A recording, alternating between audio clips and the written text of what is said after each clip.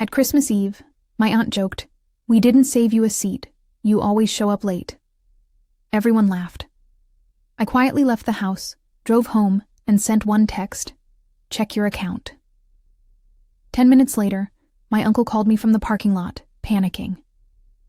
Christmas Eve used to be my favorite night of the year. The smell of cinnamon, pine, and roasted turkey, the laughter spilling from the living room, the warm glow of lights wrapping around the old oak banister. It used to mean family, comfort, and belonging.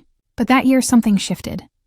I'd been running late, not because I didn't care, but because I'd been working overtime to cover a last-minute project at work. I'd even picked up extra gifts, thoughtful ones, to make up for missing a few family dinners earlier in the season. When I finally parked outside my parents' house, I sat for a second in the car, just breathing. It was freezing. My fingers were stiff from carrying all the bags, but I smiled anyway, telling myself, "It's family. They'll understand." I walked in, red cheeks, snow on my coat, and the moment the door opened, I heard laughter. "Aha, she's here," someone shouted. But then came my Aunt Linda's voice, sharp and teasing. "We didn't save you a seat. You always show up late." Everyone laughed. My dad chuckled, my cousins grinned, even my mom gave that awkward half-smile she uses when she doesn't know what to say. It was supposed to be a joke. Supposed to be. But standing there, holding all those wrapped gifts, snow melting into puddles at my feet, something in me cracked a little. I forced a smile. "Guess I'll stand then." More laughter. My cousin David added, "Or eat later, like last year." I set the gifts down quietly near the tree. Nobody helped. Nobody asked how I was. Nobody noticed that my hands were shaking a bit from the cold, or maybe from something deeper. Dinner went on like nothing happened. Everyone had a seat. Every plate was full. Every chair occupied. Mine apparently didn't exist. Mom called from across the table. "You can sit on the piano bench, honey." The piano bench. I stared at it. A flat wooden seat with no backrest. Everyone else had cushioned chairs, wine glasses, full servings of turkey. Something in me just stopped. I sat for a few minutes silent. I tried to eat, but the food tasted like cardboard. Every laugh around the table echoed that first joke in my head. "We didn't save you a seat." It wasn't about the chair. It was about what it meant. How easily they could erase me from the picture. How quickly they could turn me into the punchline. When my cousin passed the gravy, I didn't even look up. I just said quietly, "You know what? I think I'm done for tonight." Aunt Linda chuckled. "Oh, come on, don't be so sensitive. It's just a joke." That word, sensitive, hit harder than anything else. Because it was always that. Always me being too much. Too emotional. Too serious. I stood up, grabbed my coat, and said softly, "Then maybe I'll let you all have your fun without me." They thought I was bluffing. Nobody moved. Nobody said wait. I walked to the door. My boots squeaked on the tile. The room fell quiet, but no one stopped me. Outside, the air bit my skin like a warning. The snow had started to fall harder now, blanketing everything in white silence. I got in my car and just sat there for a moment, watching the window fog up. My phone buzzed once, a text from Mom. "Please don't make this a big deal. You know your aunt jokes like that." My chest tightened. My hands shook. I opened my banking app, looked at the monthly auto transfers I'd set up, one to my parents' mortgage, another to help cover utilities since Dad retired. Then I thought about Aunt Linda, and how her husband, Uncle Ray, often came to me when they needed a little help with their bills, or when their business ran short. I'd quietly sent money over the years, never bragged about it, never complained. And now this humiliation? Something in me shifted from hurt to calm. The kind of calm that feels like the eye of a storm. I scrolled through my contacts and found one name, Uncle Ray. I typed a short message. "Merry Christmas. Check your account." And hit send. I didn't even start the car yet. I just watched the snow fall slow and soft. For once I didn't feel small. I didn't feel like the outsider. I just felt done. 10 minutes later, my phone buzzed again. It was Uncle Ray. The message preview on my screen read, "What did you do?" Then another call came through. Mom's name flashing this time. Then another from Dad. I leaned back, closed my eyes, and let the phone ring. Because for the first time in years, they were the ones scrambling. The phone wouldn't stop buzzing. Missed call after missed call. Mom, Dad, Uncle Ray, even my cousin David, who never called anyone unless it was to gossip. For a moment, I just stared at the screen, watching the names flash by like warning lights. Then finally, I silenced the phone and drove home. The snow fell heavier now, swirling in the headlights like static. The roads were nearly empty, just me and the hum of my car. It was quiet, peaceful almost. The kind of silence that makes you realize how much noise your family fills your head with all year. By the time I reached my driveway, I had already made peace with my decision. I walked inside, hung up my coat, and lit the small candle I kept by the window. Christmas Eve alone. The air smelled faintly of vanilla. I heated up some leftover soup and sat on the couch, watching the lights twinkle from the tree I'd decorated by myself a week earlier.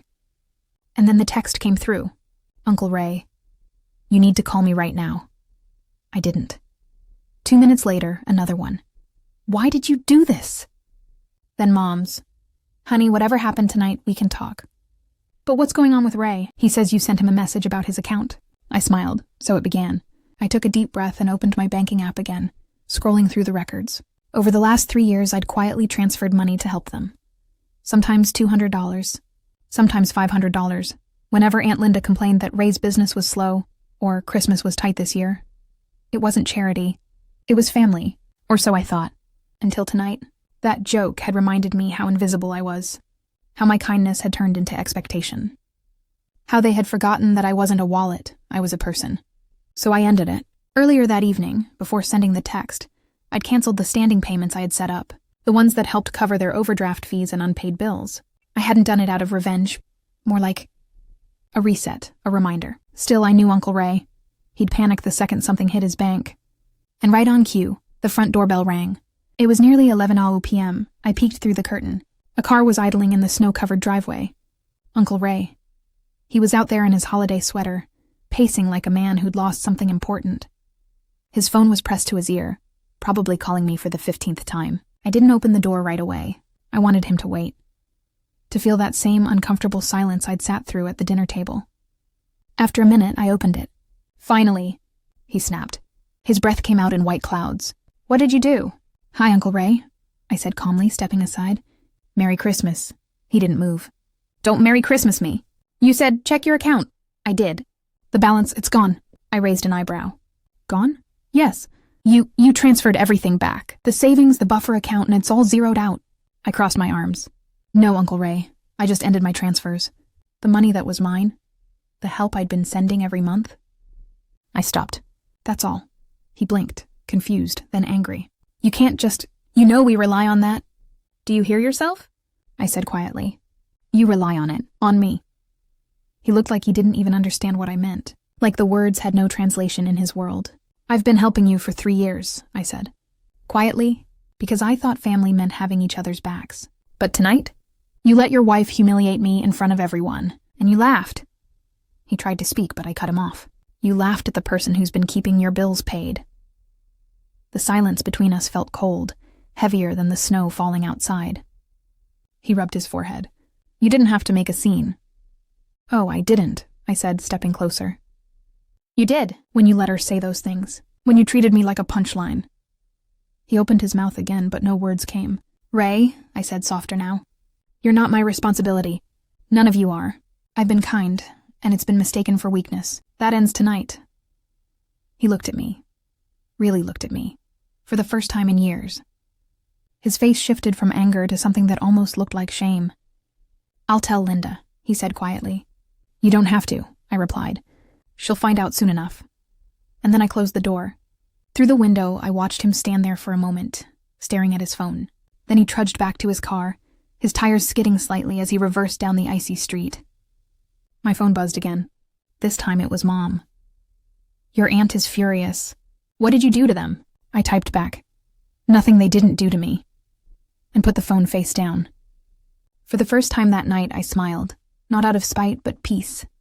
Because I knew exactly what was coming next. Tomorrow morning, the whole family would know. By the time the sun rose on Christmas Day, my aunt would realize that some jokes come with a price. Story number 2, part number 3.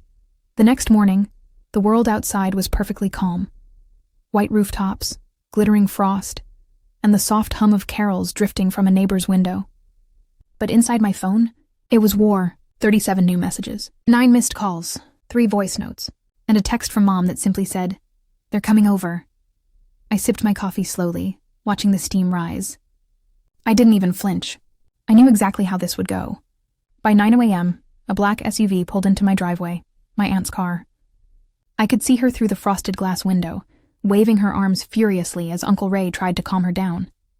Then the doorbell rang. Ding dong, long pause, then pounding. I took my time opening the door. "What did you do?" she screamed before I could even say good morning. Her mascara was smudged, hair pulled into a messy bun that clearly wasn't part of her holiday look. "Hi, Aunt Linda," I said evenly. "Coffee?" "Don't you coffee me," she snapped. "Our accounts are frozen." The mortgage payment bounced. "Do you have any idea what kind of embarrassment this is? On Christmas morning?" Behind her, Uncle Ray looked like he hadn't slept. His eyes darted between us like he was hoping to vanish. I tilted my head slightly. "Embarrassment?" I repeated. "You mean like last night? When you announced to a table full of people that I never show up on time, and everyone laughed?" Her eyes narrowed. "That was a joke. You're really going to destroy your family over a joke?" I smiled. "It wasn't the joke that did it, Aunt Linda. It was the pattern." I gestured toward the small pile of mail on my counter. "Do you see those? Electric bills, tuition fees, rent transfers. You know what they all have in common? I paid them, quietly, for years." Her face twitched. "We never asked you to—" "Didn't have to," I interrupted. "You'd hint, complain, drop comments like, 'It's been a tough month,' or 'Ray's business is slow,' and I'd help. But not once. Not once did you treat me with an ounce of respect in return." Uncle Ray stepped forward. "Look, maybe we all said things we shouldn't have, okay?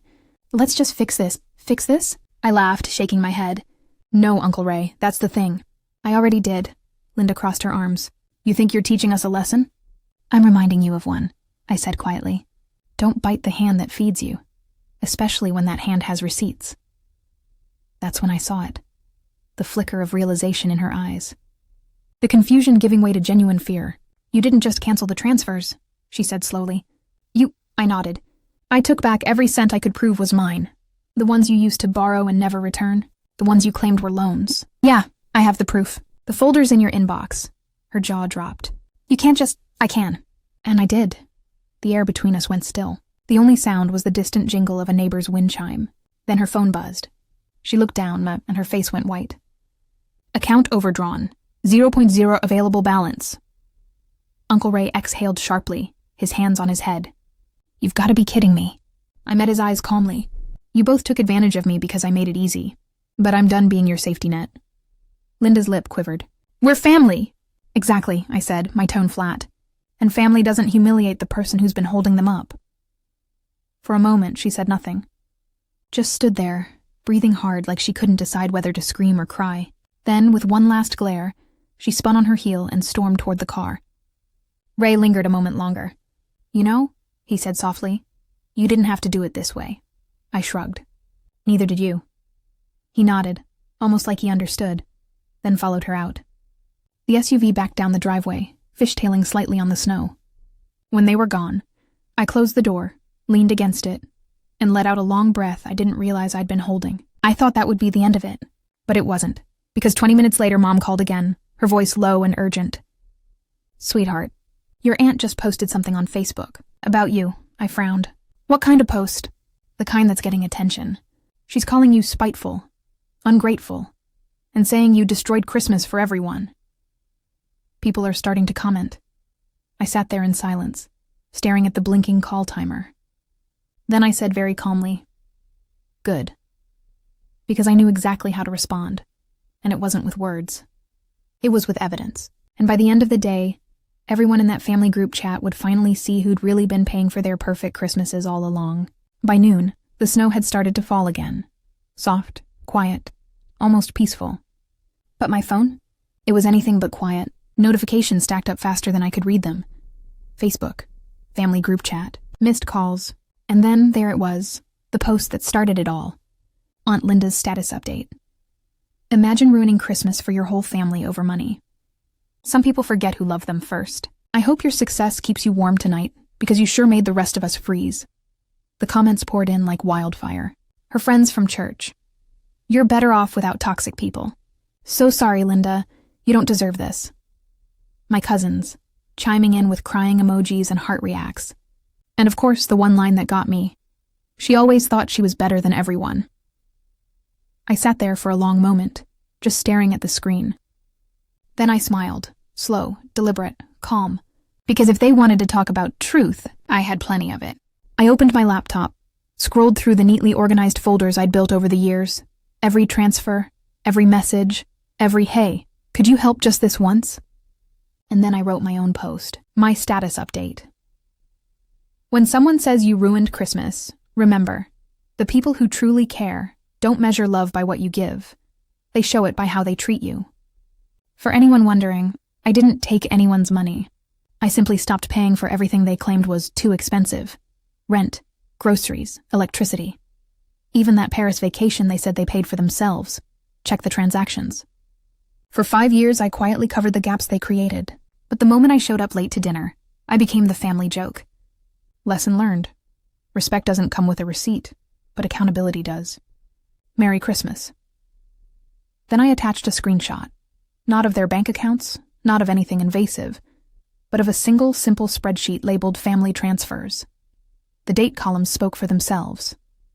Within minutes, the post exploded. People who used to cheer for my aunt now commented things like, "Wait, you were paying their bills? This changes everything. That's not family. That's freeloading." Even mutual friends messaged me privately. I always knew something was off about how they treated you. By the afternoon, Aunt Linda's post had vanished, deleted, but not before the screenshots spread through the entire family. At 6:32 p.m., my phone buzzed again. Uncle Ray this time. His voice was smaller than I'd ever heard it. "Listen, I didn't know she was going to post that. She's embarrassed. We both are." "I know," I said softly. "You should be," he sighed. "You made your point." "No, Uncle Ray," I replied, calm but cold. I didn't make a point. I drew a boundary. Silence. Then a quiet, almost broken, "Fair enough." That night, I sat by my window, watching the snowfall thicken. The lights from the neighboring houses flickered through the white haze. Laughter, clinking glasses, the kind of warmth that had once been familiar. I wasn't angry anymore, just tired, but also lighter. For the first time in years, I didn't feel responsible for anyone but myself. A week later, I got a letter in the mail, handwritten, no return address. I recognized the handwriting instantly. I shouldn't have said what I did.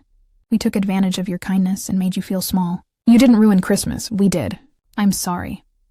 At the bottom, in Uncle Ray's handwriting, "Dinner's on us next year. Your seat will be the first one saved." I folded the letter, set it on my nightstand, and smiled. Some wounds heal slower than others. But sometimes distance isn't punishment, it's peace. And peace, I've learned, is the best gift you can give yourself.